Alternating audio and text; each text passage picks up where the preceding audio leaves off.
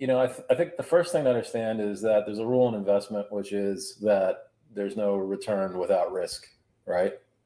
So you don't get risk-free return beyond the cash rate or the Fed funds rate without taking some risk.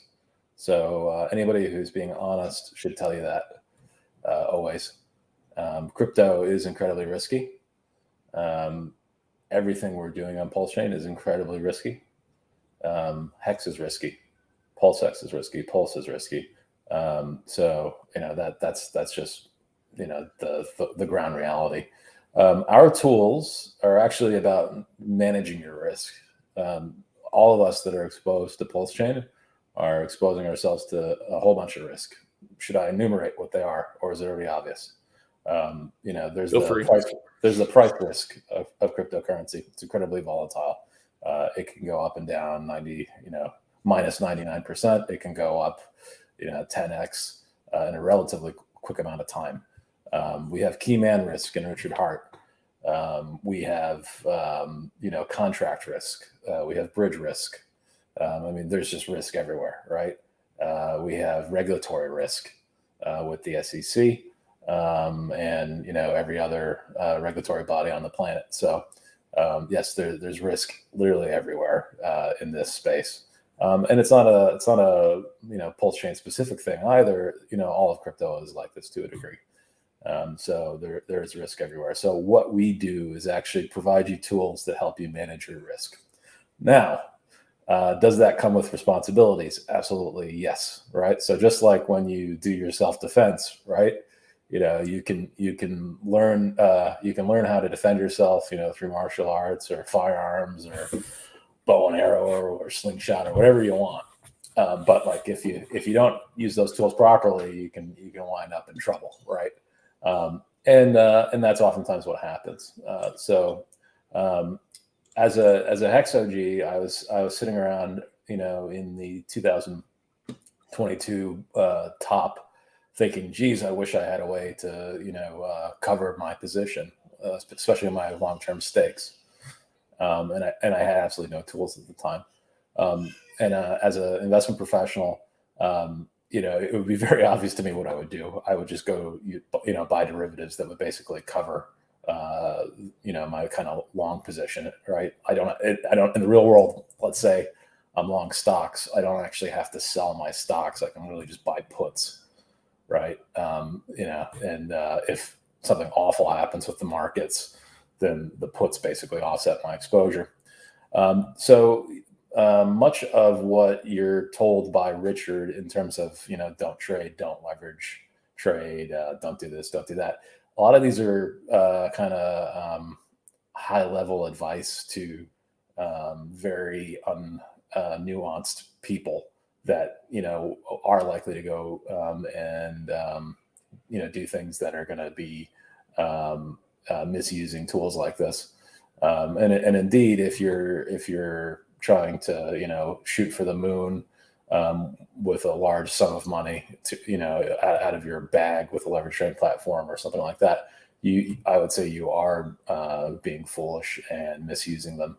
But these things exist for a reason, and it's really to help people manage their risk, but they do get misused by people. So I think the key thing to keep in mind here is, what do we tell people up front? Do we tell them about the risks? Do we tell them that, a platform like Fame is a zero-sum game, or do we tell them that leverage has risks? Do we encourage them to, go 30x long, with their entire life savings, right? Do we tell them that, do we incentivize them to, trade more, with, bonuses or something, like that? Do we send them, free cocktails like a casino? Do we do any of these kind of predatory things? Do we pay influencers, which is what actually Dylan's nemesis told me to do. He said, you should pay influencers to go shill your platform. Well, we're not going to do that because we don't do predatory stuff like that. I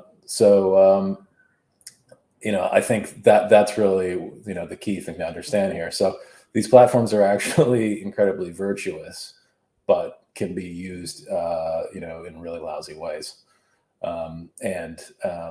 I reject the notion that they're actually necessarily riskier than any of the coins that people like. They're not. They're actually there to manage your risk. So it's just there's a fair amount of unsophistication, but with people about these things. And so Dylan and I try to educate people about that.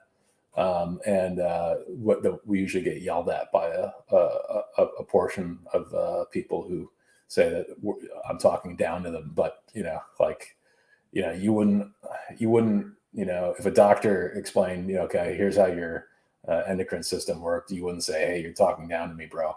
Like, I know what I'm doing here. Like, it's just a little bit laughable.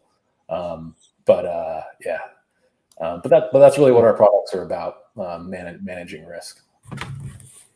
Yeah, the managing risk, that's very interesting that you talked about too. Just the sort of the vision, how it came about was you wanted these products, you wanted to use them back in the last bull run and towards the bear, and they weren't available. So, PulseChain came about. Hey, there's opportunity to fork some of these things that work well in Ethereum and bring them to PulseChain. Again, knowing there are risk management. I do like that framing.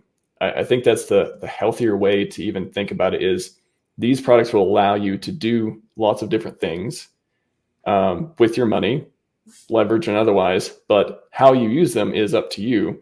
But they will let you do all these things that could get you wrecked or could make you a lot of money too. And the whole, again, I brought up, we talk about leverage trading. I think you hit it there too, where a lot of things he says, many things he says are directed at, generally at unsophisticated people, or just general wisdom to be like, you're probably not special. You're probably not the one who knows how to do this correctly. You're probably not the one who's going to make a lot. Maybe you are. And if you are, then you know how much to take this advice and how much not to. But if you aren't, don't do these things. But it kind of, when you generally take that phrase and you build it up and then somebody makes a product that does exactly that thing, it is kind of this like instant, easy, visceral response of like, no, go against that. That's not good, that sort of thing. And I get it too. I get it. When you guys were first building it too, I was thinking, okay, these are, as RHMaxi, Maxi for Richard's ideals, his products are just a natural extension of that. But I love seeing people build things that bring the tools we need into the ecosystem, and thinking more deeply than just, okay, this is something Richard said was bad before. This product can enable people to do that. There's all kinds of products that enable people to do all kinds of things, but there's people who are more and less advanced and know how to use them. Some people don't. So I think there's a lot of nuance there that gets lost. So that's what I'm hoping having these conversations. And I would say I really wish Richard were around still and like able to address this stuff, because I really don't think he would disagree with anything I just said there. These platforms can be run in predatory ways. Like, I don't like when they advertise on YouTube to teenagers, with kind of rocket ship cartoons like Plus 500. But these platforms exist in the real world and are used every day by investment professionals. They're legal for a reason, because they are very, very useful and needed. You don't have a good capital market system without the ability to basically use tools like this. You need these things in order to find price properly. If you don't have people basically competing with their money to decide what something should be worth through buying and shorting, then you don't really get a real price. And oftentimes you get really bad bubbles, or really bad, what's the opposite of a bubble, Dylan? I'm losing depressions. Yeah, really bad depressions where, basically you go from having people being, just well over their skis to, just broke overnight. With these tools, you have the ability to limit your risk, right? So rather than putting, if your life savings is, let's say, $1 million, right? What they would have told you in the bull market is, sell your house and put it all into X. Right. With a platform like this, which is incredibly risky, and I think irresponsible, by the way, but we'll leave that at that. But instead of doing that, if you wanted the $1 million of exposure, you could take $100,000 and 10x that leverage, and you'd have the same level of exposure, but you'd still have $900,000 of cash, right? Or you'd still own your home, right? Importantly, so then you have like a spectacular failure, let's say, where Hex drops from 50 cents to below a cent, right? Now that's a really dark scenario, for that person that did that, right? Now, if they'd use leverage, they'd still have 90% of their asset base, right? Now, maybe they get wrecked repeatedly. That's a possibility, but I actually think you'd almost be better off, right? Just actually limiting your risk and rather than trying to get massive exposure. So, leverage can use responsibly is really useful for that purpose. And, you don't need to use lots of it. You can use, like a 1.3x leverage or something like that, I think is pretty good. And in general, when it comes to these sort of platforms, one way I like to use them is I'm massively overexposed to PulseChain just naturally by being an OG and by having the PEH stuff. So I'm a natural shorter on my own platforms. And that's because the only thing that really keeps me up at night is, what if PulseChain just really drops a ton, right? Like what if things go really wrong, right? If things go up, I don't really care. Like I'm super happy, right? So one thing I'm open and transparent about is that I'm basically constantly putting shorts out on fame.io. And I hope I get liquidated, right? Because if I do, on the other side, I'm going to be doing very well with my actual spot position.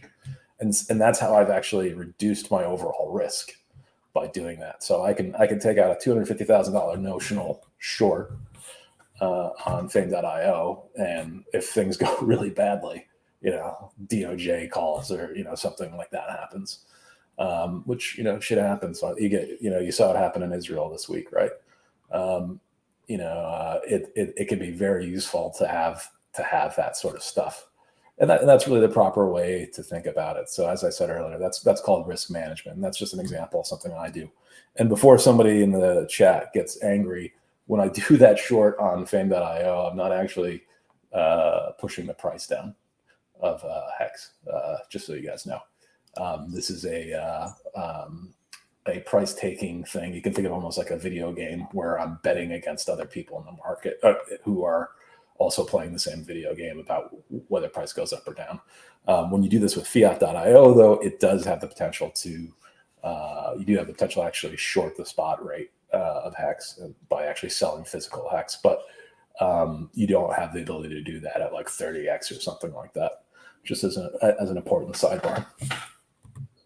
No, super good to know. I think the mechanics of that, again, a lot of it just gets drowned in. That's why I like having this, walking through different pieces, how it works, how the leverage works, and how to protect yourself, how to manage risk, because a lot of it gets drowned out by, okay, I hear what you're saying, but you're making my price go down, or why are you shorting this, or all this stuff, or even you could just go to splitting buying pressure. Hey, more products to like take away people from buying Hex. Now they got to buy your stuff. All that, I think, is just a super simple, without having the nuanced conversation around how these things actually work and how they're helping the ecosystem, which is what I want to get into next before we get into some demos of. Without understanding that, it is easy to get confused. It is easy. And some of these there's no right and wrong answer. Well, this is just like, what do you prefer? Trade-offs. Like, do you prefer this to exist? Do you not prefer to exist because of whatever you value and whatever trade-off you have and whatever. Maybe many people will never use these products to do any risk management. They'll just figure out another way to do it or not do it at all. But having them around, again, can you talk about that a little bit of just, you mentioned, having that, being able to manage your risk better by placing positions and otherwise having the products available now. How can these help people? Not only, the tokenomics and otherwise like that, we'll get into that, but how can they help people manage the risk? If they didn't exist, what would people be doing right now, for example? Yeah, so maybe I'll answer that one too, Dylan. Sorry. So I guess the key thing about that is if you don't have self-discipline and the energy to actually, really try and understand these systems and how to use them properly, then I would encourage you not to use fame.io or fiat.io or really anything, like that. I would say you also probably shouldn't be investing your own money if you're unwilling to do that, right? It's, it's not for everybody. Investing is hard. Managing risk is hard, right? Like I've literally got, qualifications that took me a very, very long time and required taking, all sorts of tests and things like that, and 20 years of experience doing it. It's a big deal. So yeah, there is, I think if you're being honest with yourself, if you're going to put a large sum of your personal wealth in any investment, including cryptocurrency, but especially cryptocurrency, you really owe it to yourself to do the research in general. Is the problem with my audio? I don't hear a lot of his. Everything's okay. Good. Yeah. Okay. All right. Yeah. Somebody was complaining. So I think you owe it to yourself to really do as much research on this stuff as possible. It's actually more important than the individual coins you buy. It's well known in the investment management world that like your asset allocation, which is basically the composition of your portfolio, is generally way more important than what you buy. So thanks for that, Brizology. The audio is fine. All right. A lot of people get that wrong, though. They all think they're going to go pick hot stocks and be really smart and get rich that way. But in reality, just where you allocate to, how much you allocate to, at what times in the market is actually much more important. If you think about the last cycle, if you're allocating, when people are dancing on coffins, and whatnot, like you're down 97% now, right? And even if you went broadly, let's say into AVAX and other kind of comparable type of risk crypto, you're down about the same, right? Whereas, if you saw all that and said, I'm going home now and buying US dollars, right? And waited until FTX collapsed, you're probably up 30, 40%, 50% right now. You know what I mean? So I think that's kind of one aspect of things that people probably don't talk enough about. And, maybe it's too nuanced for YouTube or, even this community, I don't know. But to me, this is a really obvious thing that, you want tools to be able to manage your risk in your asset allocation, right? So if you are, in a illiquid position such as staked hex, or you don't want to have to sell your Pulse or your PulseX for tax purposes, or you're just not sure and you want to buy insurance, right? Portfolio insurance effectively in case, something bad happens. These sound like really useful tools to me. But I think a lot of people are not interested in the truth in this community. Like, I think that's, the reality. They like promoting false narratives. They like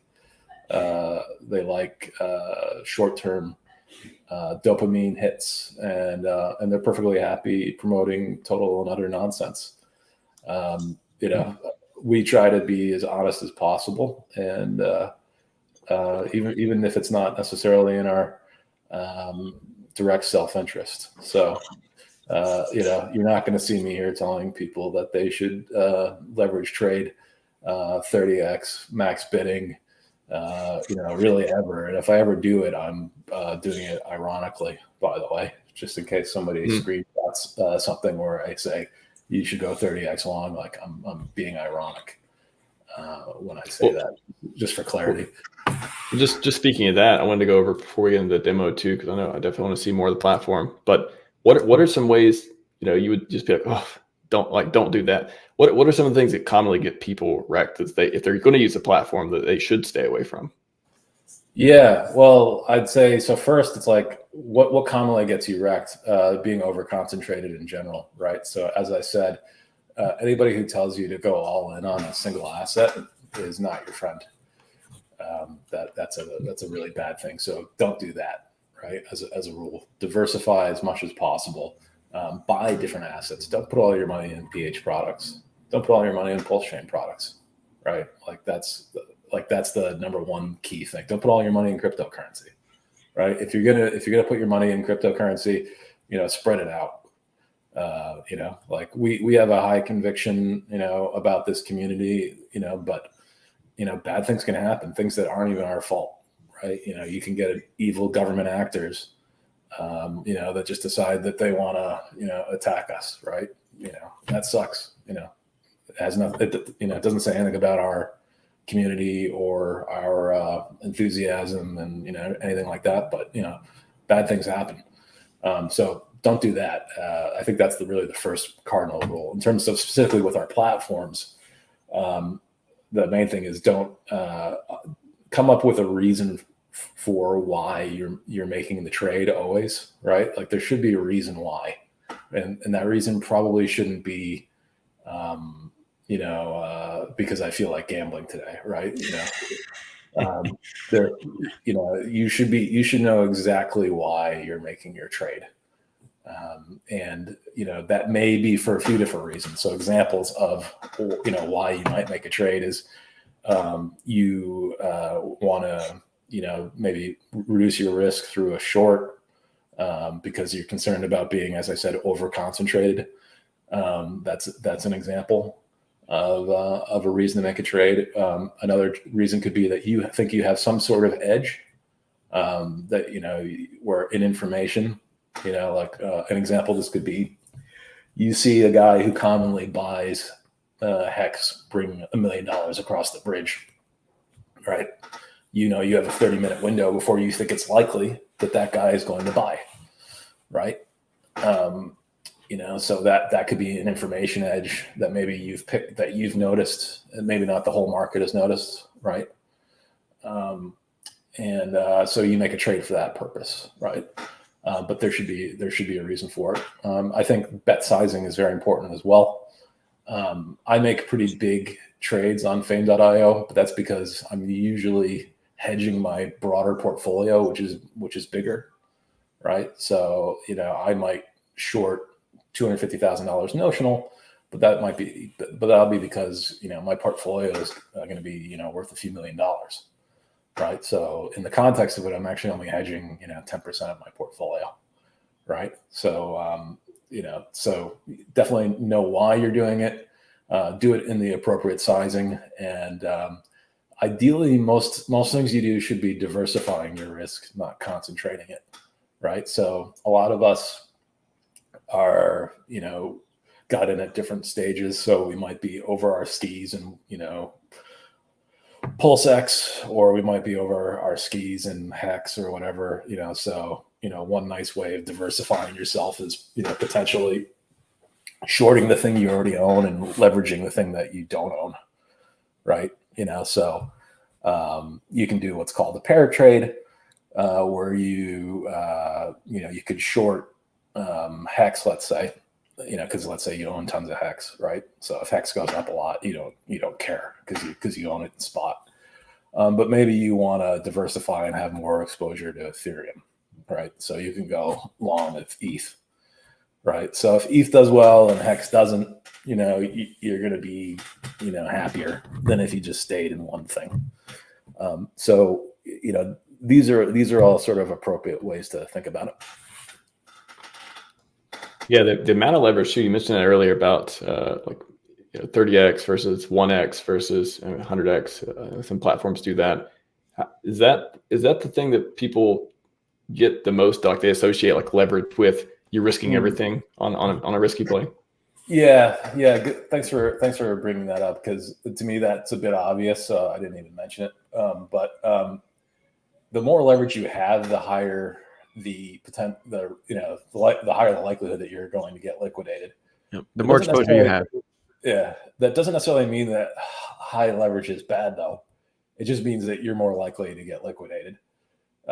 You're potentially risking less principal in doing so, right? So you should be prepared. If you're using a high leverage, like 30x leverage, you should be prepared to be liquidated pretty quickly, right?